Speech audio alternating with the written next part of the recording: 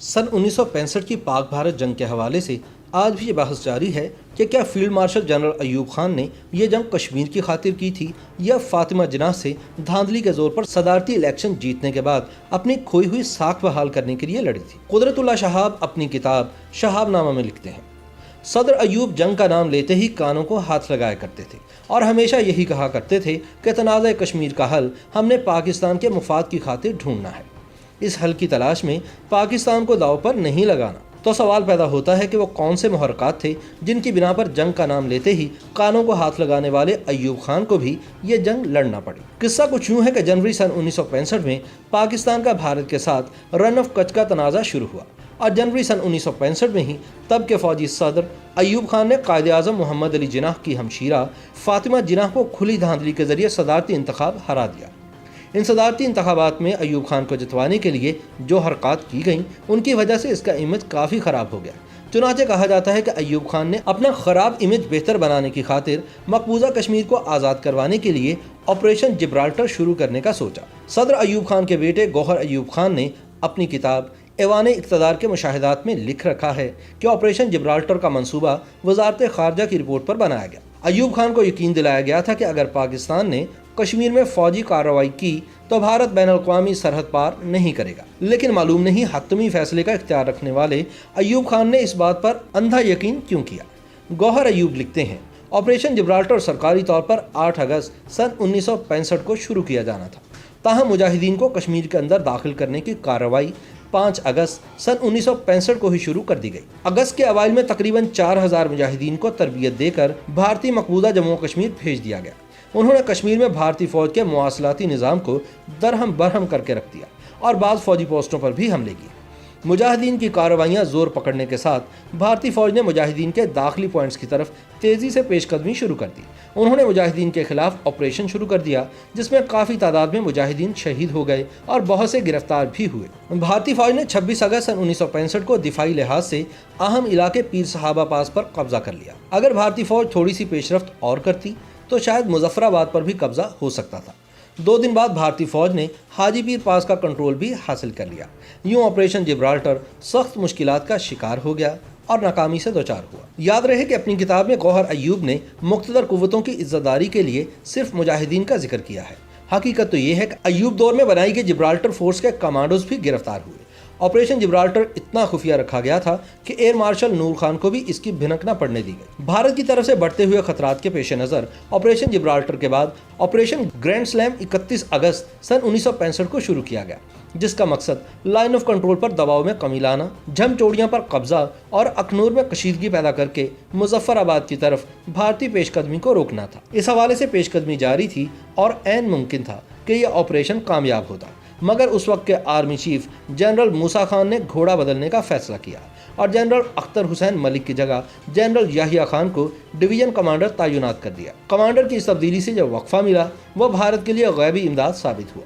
यूं operation Gibraltar के बाद ऑपरेशन ग्रैंड स्लैम भी नाकाम हो गया। पाक फौज के कमांडर की जंग के दौरान अचानक तब्दीली के हवाले से अयूब खान के साथ काम करने वाले कुदरतुल्लाह शहाब अपनी किताब शहाबनामा के सफ़ा नंबर 365 पर लिखते हैं, जनरल अख्तर मलिक ने अपने प्लान के मुताबिक कार्रवाई शुरू की और अखनूर को फतह करने के करीब ही थे कि फौज में जनरल मूसा समेत कई और जर्नैल भी तशवीश में पड़ गए कि अगर अख्तर मलिक की मुहिम कामयाब हुई तो वो एक फौजी हीरो की हैसियत से उभरेंगे। सदर अयूब समेत गालिबन बाकी बहुत से फौजी और गैर फौजी साहिबान ये नहीं चाहते थे कि जनरल अख्तर मलिक इस जंग के हीरो बने और फौज के अगले कमांडर इन चीफ के ओहदे के हकदार बन जाए, क्योंकि ये ओहदा सिर्फ अयूब खान ने ज़हनी तौर पर पहले ही जनरल याहिया खान के लिए महफूज कर रखा था। चुनाचे ऐन उस वक्त जब मेजर जनरल अख्तर मलिक इंतहाई कामयाबी से झम अखनूर सेक्टर पर तेज़ी से आगे बढ़ रहे थे, उन्हें कमांड से हटाकर उनकी जगह जनरल याहिया खान को यह कमांड सौंप दी गई, गालिबन इसीलिए कि वह पाकिस्तान को अखनूर फतह करने की कोशिश से बाज रख सके।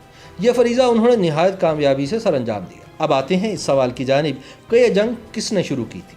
हमें निसाबी कुतुब में पुख्ता ईमान के साथ पढ़ाया जाता है कि 6 सितंबर 1965 को रात की तारीकी में बुज़दिल दुश्मन ने अचानक पाकिस्तान पर हमला किया था, मगर यह बात तारीखी हकीकत से कोसों दूर है। एक तो ये कि जंग 6 सितंबर को शुरू नहीं हुई थी बल्कि 6 अगस्त को ही शुरू हो चुकी थी। दूसरा, अगर 6 सितंबर का दावा मान भी लिया जाए तो अल्ताफ़ गौहर अपनी किताब ایوب خان پاکستان کے پہلے فوجی حکمران کے صفحہ نمبر 336 پر لکھتے ہیں کہ نئی دہلی میں پاکستانی ہائی کمیشن نے ترک وزیر کی وساطت سے ایک پیغام بھجوایا تھا کہ بھارت 6 ستمبر کو پاکستان پر حملہ کر سکتا ہے۔ دفتر خارجہ کو یہ پیغام 4 ستمبر سن 1965 کو مل چکا تھا۔ اس سے تو یہی لگتا ہے کہ بزدل دشمن نے یہ حملہ اچانک نہیں کیا تھا۔ اس وقت کے پاک فوج کے 2 سابق سربراہان air chief marshal retired Asghar Khan اور ایئر چیف مارشل ریٹائرڈ نور خان نے بالترتیب 4 مئی سن 2001 اور 2 اگست سن 2004 کو انٹرویوز میں دعویٰ کیا کہ 6 اگست سن 1965 کو کشمیر میں مداخلت کار بھیج کر پاکستان نے جنگ کا آغاز کیا تھا۔ ایئر چیف مارشل نور خان نے 6 ستمبر سن 2005 کو ڈان کو انٹرویو دیتے ہوئے کہا، بری فوج نے ایک بڑا جھوٹ بول کر قوم کو گمراہ کیا کہ یہ جنگ بھارت نے چھیڑی تھی۔ 6 ستمبر کو شروع ہونے والی جنگ کے 17 روز بعد 23 ستمبر کو جنگ بندی کا اعلان کیا گیا۔ یہ رائے بھی موجود ہے کہ اگر یہ جنگ مزید چند روز جاری رہتی تو پاکستان کو بھاری نقصان اٹھانا پڑتا۔ جنگ بندی کے بعد یہ سوال اٹھا کہ یہ جنگ کون جیتا۔ پاکستانی عوام نے اس بات پر جشن منایا کہ ہم نے بھارتیوں کو لاہور میں ناشتہ کرنے کی سعادت نصیب نہیں ہونے دی، جبکہ بھارتی عوام نے اس بات پہ جشن منایا کہ پاکستان نے یہ جنگ کشمیر آزاد کروانے کے لیے لڑی تھی اور پاکستان اس کوشش میں ناکام رہا۔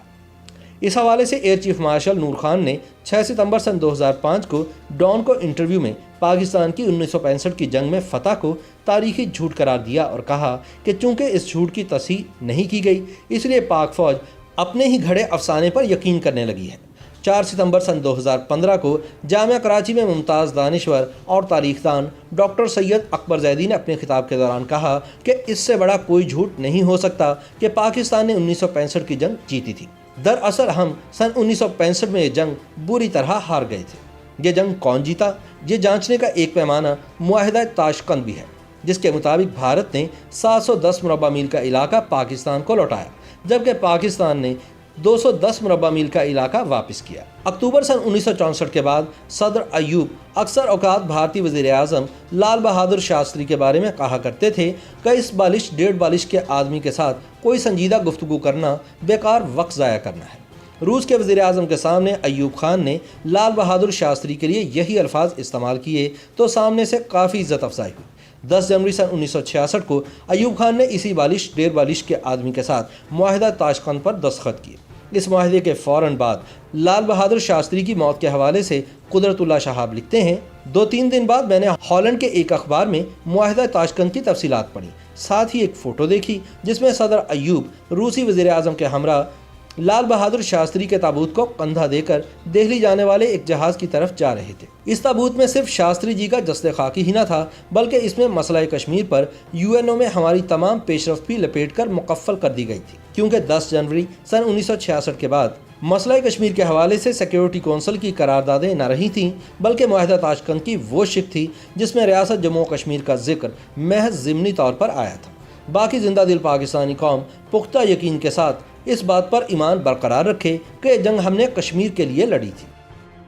YouTube پر گوگلی نیوز دیکھنے کے لیے youtube.com کی سرچ بار میں گوگلی نیوز TV ٹائپ کریں۔ گوگلی نیوز کے پیج پر سرخ رنگ کے سبسکرپشن والے بٹن پر کلک کرنا نہ بھولیے۔ YouTube پیج پر اپلوڈ ہونے والی ویڈیوز سے باخبر رہنے کے لیے بیل آئیکن پر کلک کیجیے۔ آپ کو ہر نئی ویڈیو کے بارے میں نوٹیفیکیشن موصول ہو جائے گا۔